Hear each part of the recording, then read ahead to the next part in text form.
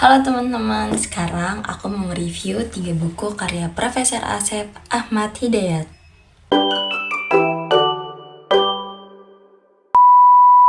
Nah, yang pertama ada buku sejarah, tasawuf, dan tarekat. Nah, menurut aku buku ini cocok banget buat kalian yang baru mau belajar tentang tasawuf dan tarekat.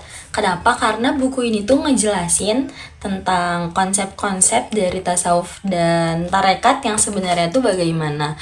Terus di sini juga ngejelasin tentang sejarah tasawuf dan tarekat seperti apa, pengertiannya bagaimana. Juga di sini tuh ngejelasin gimana sih perkembangan tasawuf dan tarekat dari suatu wilayah ke wilayah lain. Bahkan di sini juga ngejelasin tentang tokoh-tokoh pembawa ajaran tasawuf itu siapa aja, terus yang mengembangkan ajaran-ajaran tasawuf itu tuh siapa aja gitu. Jadi mungkin di sini lebih banyak perkenalan tokoh-tokoh pembawa tasawuf tersebut. Jadi buat kamu yang baru mau mulai belajar tentang tasawuf dan tarekat, jangan lupa beli buku ini. Sejarah Tasawuf dan Tarekat karya Profesor Asep Ahmad Hidayat.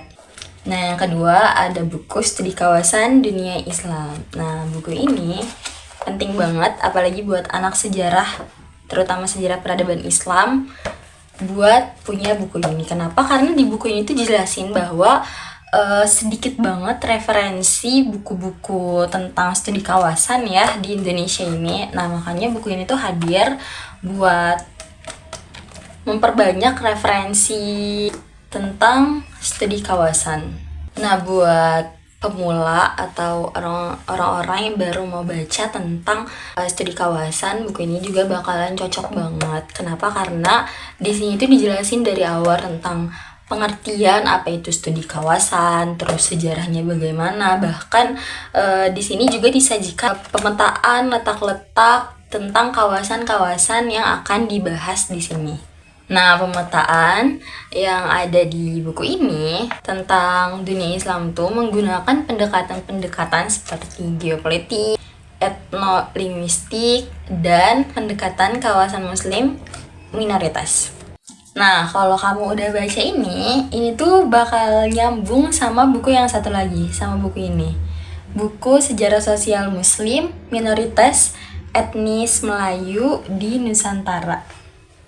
Ini bakal nyambung banget. Kenapa? Karena di sini kan ngebahas tentang sejarah, terus teori-teori, terus juga pemetaan kawasan dunia Islam. Nah, di sini tuh juga ngejelasin tentang minoritas-minoritas Islam gitu kan. Nah, nyambung ke sini karena buku ini tuh ngejelasin tentang daerah-daerah Melayu di Nusantara yang minoritas, yang Islam itu minoritas.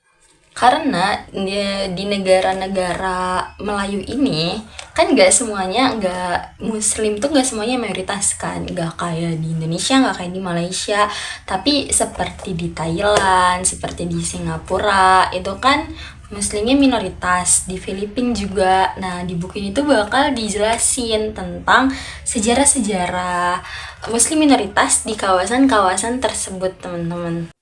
Apalagi kan muslim minoritas itu kan dibagi menjadi dua lagi kan, teman-teman. Ada muslim minoritas kawasan daratan dan ada kawasan maritim juga.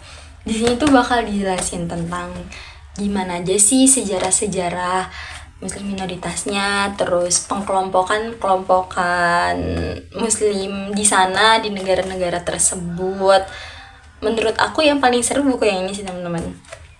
Karena kita tuh bakal tahu tentang gimana perjuangan umat muslim pada zaman dulu di negara-negara yang muslim itu minoritas. Cukup sekian review 3 buku tersebut dari aku. Kalau kamu udah baca 3-3-nya, menurut kamu buku mana nih yang paling seru? Dadah!